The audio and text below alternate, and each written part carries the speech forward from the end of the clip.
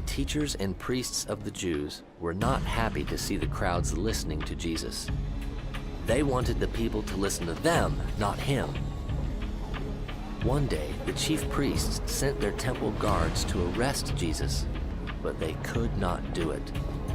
When they returned, the priests asked them, "Why didn't you bring him in?"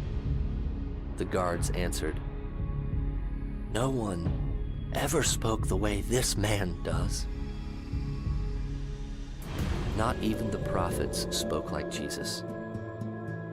The prophets were like candles casting shimmering rays of light in a dark world, but the Messiah was the Son of Righteousness.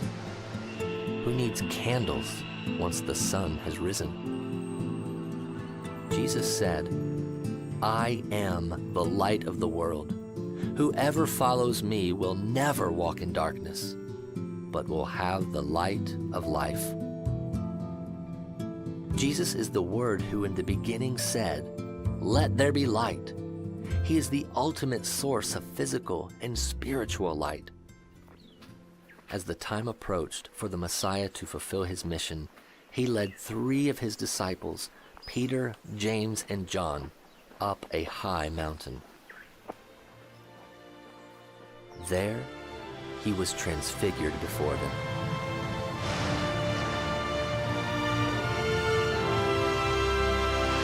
His face shone like the sun, and his clothes became as white as the light. Just then, there appeared before them Moses and Elijah, talking with Jesus. A bright cloud enveloped them, and a voice from the cloud said, "This is my Son whom I love. With him I am well pleased. Listen to him." When the disciples heard this, they fell face down to the ground, terrified. But Jesus came and touched them. "Get up," he said. "Don't be afraid." When they looked up, they saw no one except Jesus. The disciples never forgot what they saw that day. Later, Peter would write, "We were eyewitnesses of his majesty." And John would say, "We have seen his glory, the glory of the one and only who came from the Father, full of grace and truth."